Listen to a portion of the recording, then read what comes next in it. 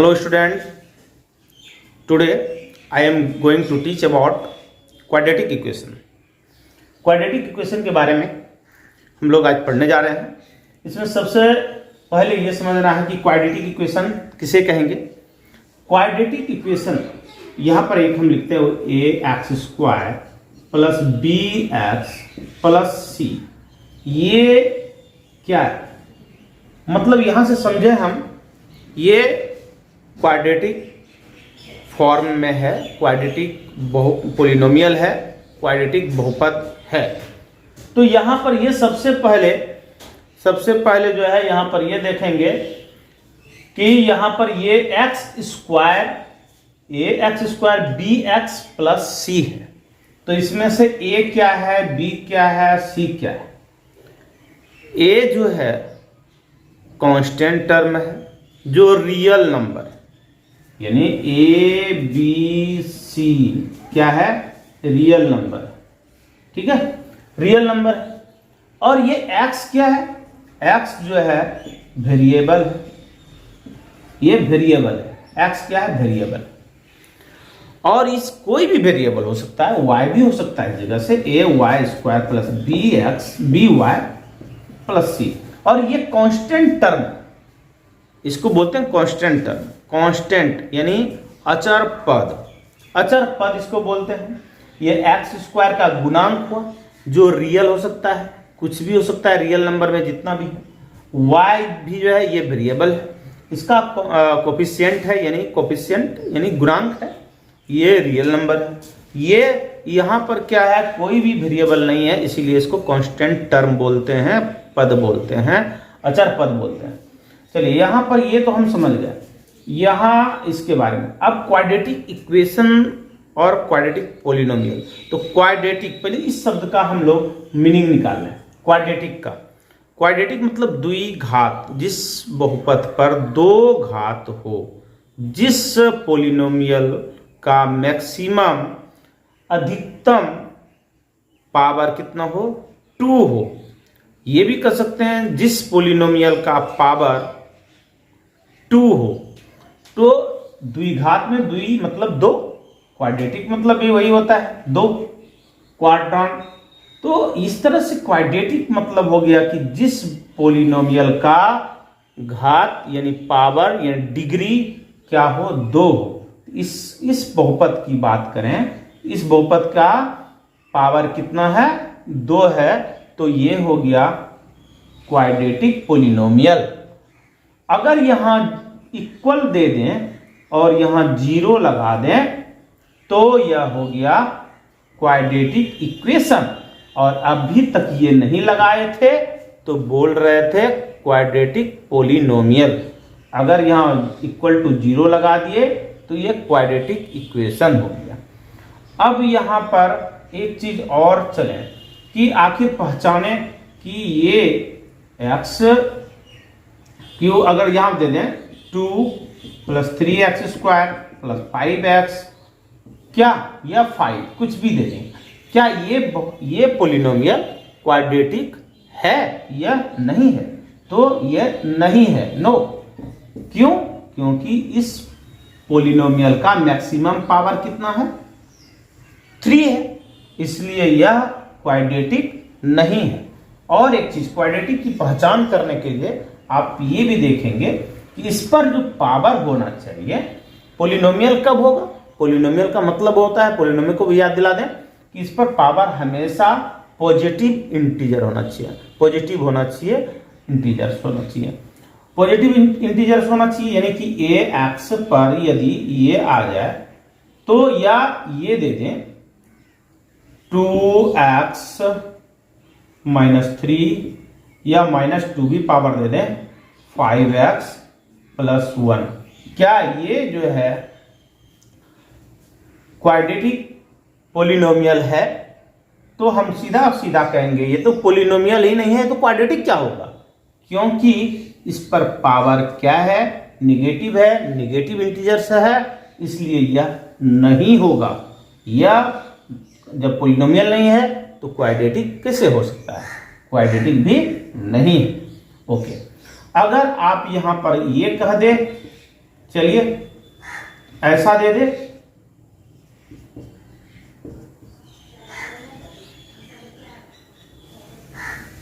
यहां पर रूट है, रूट एक्स प्लस 5। ये क्या होगा ये बताइए, ये क्या होगा, ये क्वाड्रेटिक है या नहीं है? तो यहां देखेंगे हम, यहां पर 3x² या 4√x प्लस 5, ये तो बता रहा है कि क्वाड्रेटिक है, लेकिन ये तो सबसे पहले हमको देखना है कि पोलिनोमियल है कि नहीं। यहां पर रूट हो गया, इसका मतलब क्या हुआ, 3x² प्लस 4, अगर इसको किसमें इंडेक्स फॉर्म में यानी एक्सपोनेंटल फॉर्म में अगर हम बदल दें तो रूट के बदले में इसका पावर क्या होता है 1/2, यानी x पावर 1/2, और यह क्या 1/2 इंटीजर्स तो है ही नहीं, तो इसलिए ये भी क्या होगा, ये भी क्वाड्रेटिक नहीं है ना। तो यहां पर ये पहचान कर सकते हैं इस तरह से। उसके बाद हम लोग चलिए नेक्स्ट लेते हैं कि अगर आपको कहां कंफ्यूजन होने वाला परीक्षा में, एग्जाम में आपको कहां कंफ्यूजन हो जाता है, इसको हम लोग थोड़ा सा दूर करने का प्रयास। यहां पर हम लेते हैं x प्लस 1/x, कहेंगे क्या यह जो है पोलिनोमियल, ये यहां स्क्वायर भी दे देते हैं आपको, तो यहां पर ये कहेगा कि क्या यह या और भी यहां पर 1 दे दें, तो क्या यह जो है क्वाड्रेटिक पोलिनोमियल है? तो आप साफ साफ कहिएगा नहीं है। क्यों? क्योंकि x पर पावर अगर x को ऊपर ले आ जाए तो इसका पावर कितना हो जाएगा -1 और यहां पर 1, तो ये तो सारा चीज है, लेकिन ये पर क्या आ गया, निगेटिव इंटीजर्स आ गया, इसलिए यह नहीं होगा, है ना। तो यहां पर लेकिन अगर और ये भी अगर दे दे तो ये तो एकदम नहीं होगा, बिल्कुल नहीं होगा। लेकिन यहां पर देखिए कहां कंफ्यूजन आने वाला है। अगर ये तो हम लोग जान रहे हैं कि नहीं होगा, पोलिनोमियल बाय क्वाड्रेटिक है ही नहीं, लेकिन यदि ये 0 दे दे, अब कहेगा कौन सा इसमें ये क्वाड्रेटिक है, क्वाड्रेटिक इक्वेशन में दे दिया है, तो इक्वेशन फॉर्म क्वाड्रेटिक इक्वेशन है, बताइए क्या है। तो यहां पर इसको थोड़ा सा सॉल्व करके हम लोग समझते हैं। तो x² plus 1/x equal to 0। अगर यहां पर इसको करते हैं x² प्लस 1 और 0 से मल्टीप्लाई करेंगे इसको x को, तो 0 हो जाएगा, और यह कैसा आ गया फॉर्म जी, ये आ गया क्वाड्रेटिक फॉर्म में। दैट मीन्स यह जो है क्वाड्रेटिक इक्वेशन है, लेकिन यह क्वाड्रेटिक नहीं है, क्वाड्रेटिक पोलिनोमियल नहीं है। अब देखिए क्या दोनों में फर्क आ गया।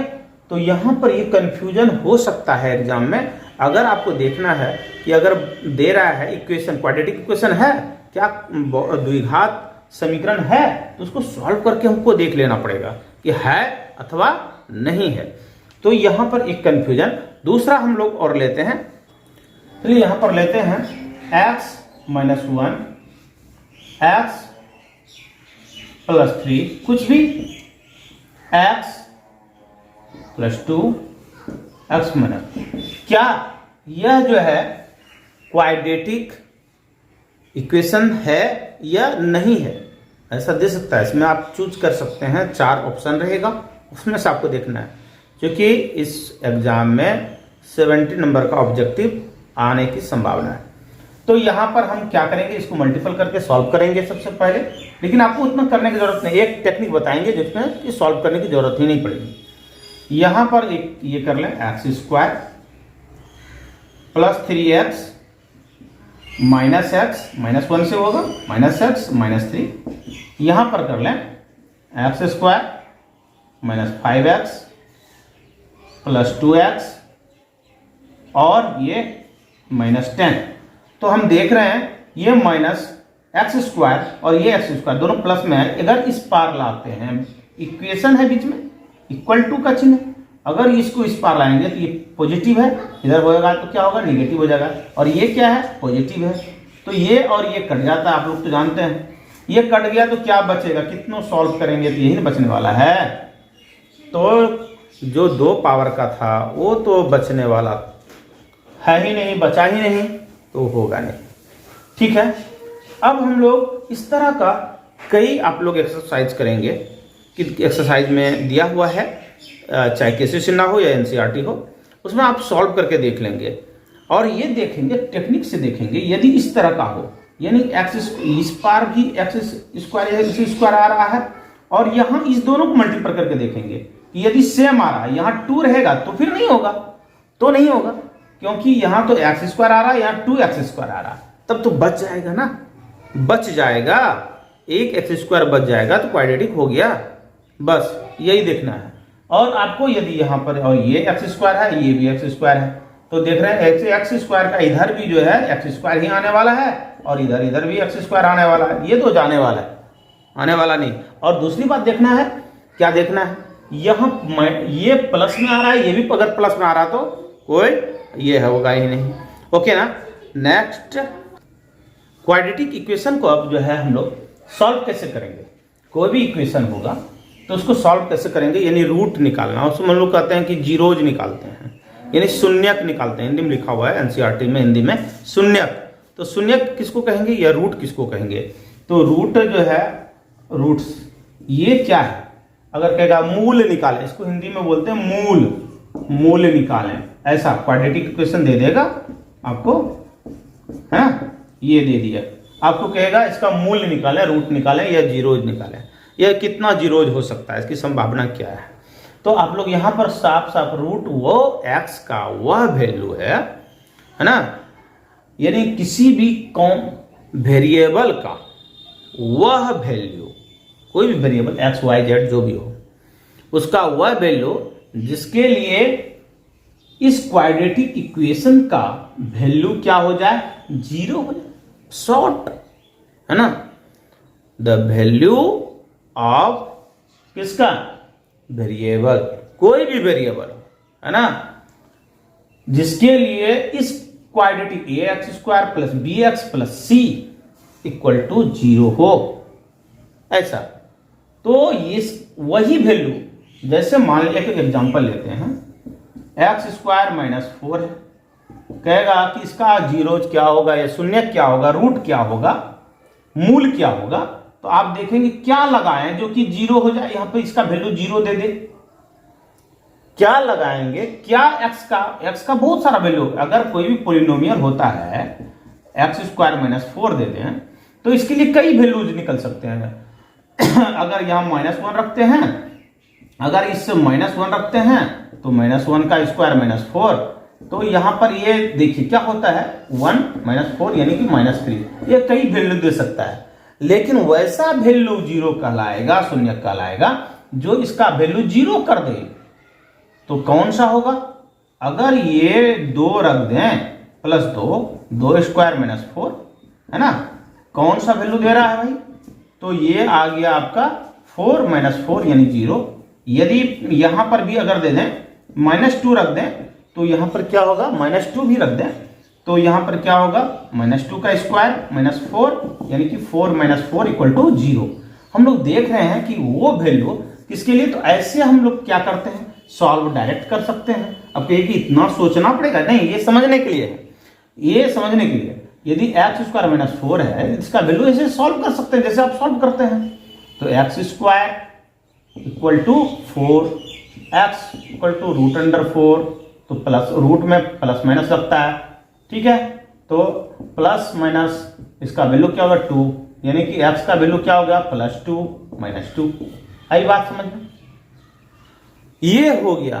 तो हमेशा आप जानते हैं कोई भी ये निकालने के लिए हम लोग समझ गए कि ये इस तरह से हम लोग निकाल सकते हैं, इस तरह से भी हल कर सकते हैं। यहाँ पर सॉल्व हम जो कर सकते हैं, यहाँ पर इस तरह से एक कई मेथड से के 4 मेथड हैं क्वाड्रेटिक इक्वेशन को सॉल्व करने के लिए। तो हम लोग पहले फैक्टर मेथड है ना, फैक्टरिंग मेथड है। उसके बाद क्या है, कंप्लीट रूट मेथड है, एकदम complete the root square, sorry complete the square method, यानी कि उसमें पूर्ण वर्ग विधि बोलते हैं हिंदी में उसको, पूर्ण वर्ग विधि। और दूसरा हो गया फैक्टर मेथड, कौन सा हो गया, फैक्टराइजिंग मेथड, मतलब हो गया गुणनखंड विधि। तीसरा हो गया आपको quadratic formula method, quadratic formula उसमें लगेगा, वो फार्मूला बताएंगे। तो उसके बाद और फोर्थ है ग्राफिकल मेथड, जो कि यहाँ पर नहीं, आपको 11th में जाकर पढ़ना है। तो ग्राफिकल मेथड, अगर अभी ग्राफिकल मेथड आपको सिर्फ लीनियर इक्वेशन में है, और लीनियर इक्वेशन का जब वीडियो बनेगा तो उसमें बताएंगे। तो यहाँ पर आपको हमको ये देखना है, इस तरह से भी सॉल्व कर सकते हैं।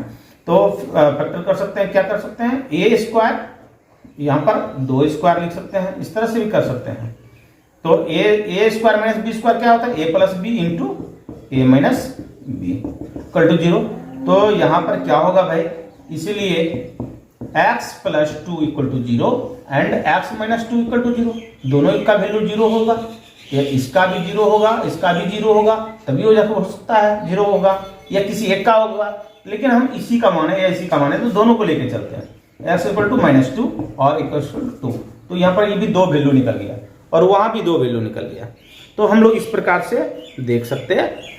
नेक्स्ट, अब क्वाड्रेटिक इक्वेशन का ये देखें कि शून्य कितना। नेक्स्ट जो है हम लोग देख रहे हैं कि इसका, देखिए अगर ये यहां पर हम बता रहे हैं, और लीनियर वाला वीडियो में हम क्लियर किए हुए हैं, क्या इसमें ये है कि जितना पावर होगा उतना ही शून्यक होगा। कितना शून्यकों की संख्या कितनी होगी, क्वाड्रेटिक में 2 पावर होता है मैक्सिमम, क्वाड्रेटिक का 2 पावर होता है। इसके शून्यकों की संख्या, इसके रूट की संख्या कितनी हो सकती है, 2 होगी। नंबर ऑफ रूट कितना होगा, 2 हो। अगर 3 पावर हो, 3x, अगर मान लो x³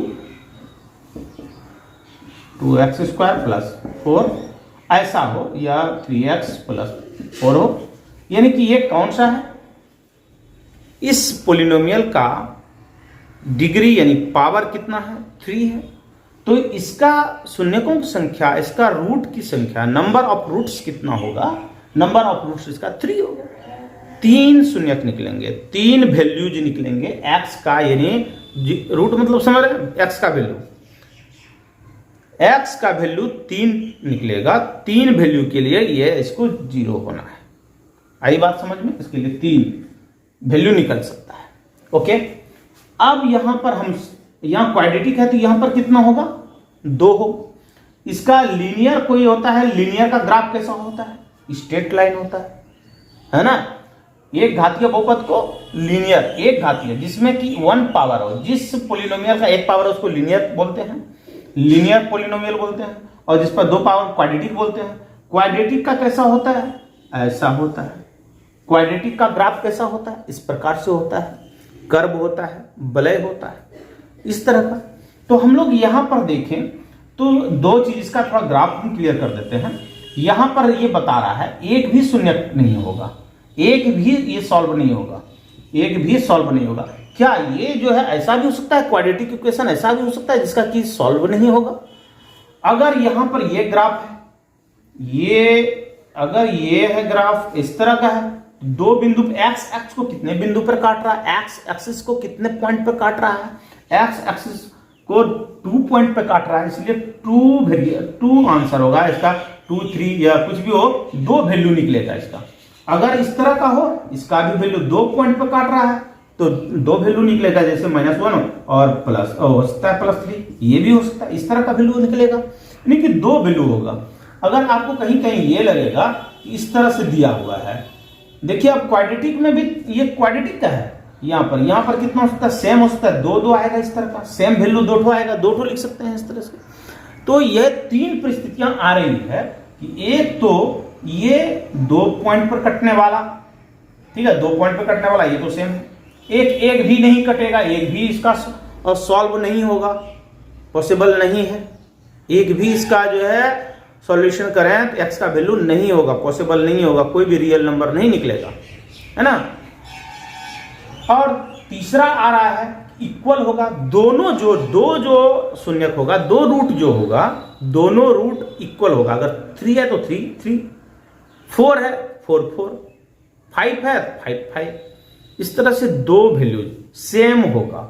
तो इसके लिए एक आपको कैसे देख के पता करना है, हम तो बताए थे अभी क्वाड्रेटिक आप लोग थोड़ा सा फैक्टराइज मेथड जो है, फैक्टर विधि जो है वो आप लोग पहले भी जान चुके हैं, नहीं तो फिर अलग अलग वीडियो बनाएंगे सबका, तीनों का, या तो 2 वीडियो बना करके कंप्लीट कर देंगे।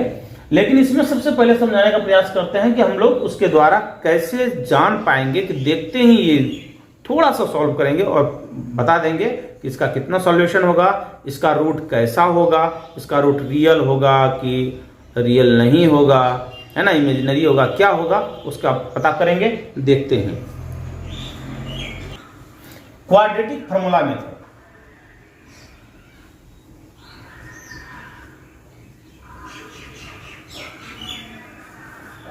क्वाड्रेटिक फार्मूला में सबसे पहले हम लोग डिस्क्रिमिनांट जानते हैं, डी।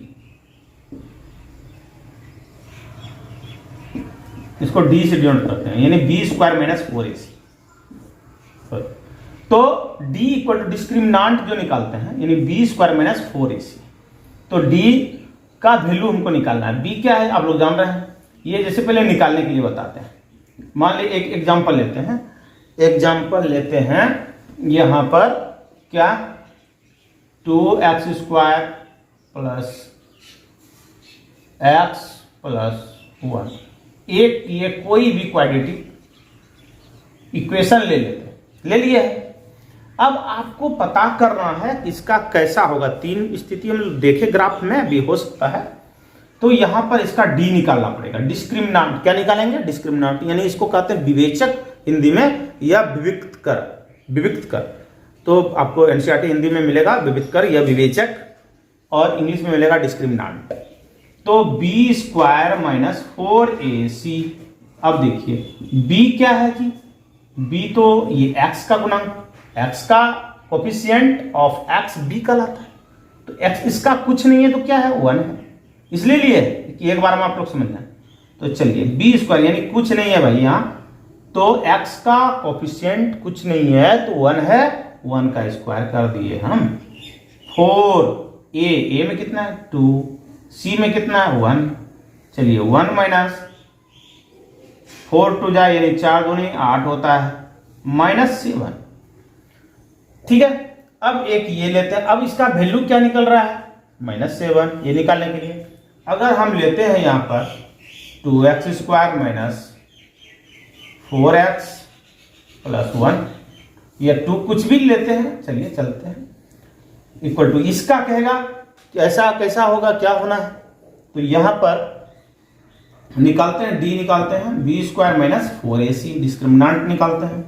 तो यहां पर क्या है -4 है, क्या है -4 है, बी के जगह क्या -4 है, और बी स्क्वायर माइनस 4ac 4 हो गया। ए के जगह पे क्या है भाई, एक्स स्क्वायर का कोफिशिएंट क्या होगा, ए है, 2 होगा, और सी के जगह पर क्या कांस्टेंट पर ये 2 है। तो यहाँ 16 हो गया, और 4 दूनी 8 दूनी 16। अरे ये तो 0 हो गया। 3 तरह का वैल्यू आ रहा है ना, कुछ का 0 आ रहा है। चलिए और एक लेते हैं, 3x square plus 5x plus 1, ऐसा है। ठीक है, ऐसा भी हो सकता है। इसका डी निकालें, बी स्क्वायर माइनस 4ac, इसका भी बी कितना है 5 है, 5 का स्क्वायर कर दिए, -4 दे दिए, एक में 3 दे दिए, 1 है, तो 25 हो गया, और 4 3 12, इसमें 3 होगा 1 यानी 13 हो गया। ये 3 तरह का वैल्यू निकल रहा है। तो अब ये 3 तरह का जो वैल्यू निकला, इसी जगह हम बताने का प्रयास करते हैं। थोड़ा सा जगह यहां पर है, यहीं पर इतना सामने आप एक ऐसा टेक्निक दे रहे हैं जो कि आप लोग समझ जाएंगे। चलिए यहां पर आप ध्यान से देखेंगे, यदि है ना, इफ है ना d का वैल्यू 0 से बड़ा हो, d इज ग्रेटर देन 0, तो क्या होगा, वैल्यू जो रूट इसका होगा वो रियल होगा एंड अनइक्वल होगा। यानी 2 तो इक्वल नहीं होगा, 2 3 होगा, 4 5 होगा, 6 7 होगा, यानी कि वास्तविक और असमान। हिंदी में इसको बोलते हैं वास्तविक और असमान। यानी ये देखिए 0 से बड़ा कौन सा है भाई, यहां पर इसका 2 वैल्यू निकलेगा। इसका जब x का वैल्यू आप निकालिएगा तो 2 ठो निकलेगा, कुछ भी निकल जाए, रियल नंबर में 2 3, 1/2, 2/3, कुछ भी 2 निकलेगा। इसका वैल्यू x का वैल्यू 2 निकलेगा, वो भी बताएंगे नेक्स्ट वीडियो में। उसके बाद d इक्वल टू क्या होगा, अगर 0 हो जाए, d इक्वल टू 0 भी आया है तो इसका क्या होगा, रियल तो होगा एंड है ना इक्वल होगा, यानी 2 2 3 3 इसका जो भी वैल्यू निकलेगा, अगर 3 होगा 2 होगा तो 2 2 निकलेगा, 3 होगा 3 3 निकलेगा, ऐसा सेम। अभी कैसा ग्राफ होगा इसका, इसका ग्राफ जब भी होगा तो ऐसा होगा। अरे बात समझ में, इसका ग्राफ कैसा होगा, ऐसा होगा, इसका ग्राफ कैसा होगा, इसका ऐसा होगा। अरे बात समझ में, देखिए अगर यहां d का वैल्यू 0 से, ये यहां पर है 0 से कम हो रहा है, d इज लेस देन 0, तो क्या होगा, रियल नहीं होगा, रियल नहीं होगा।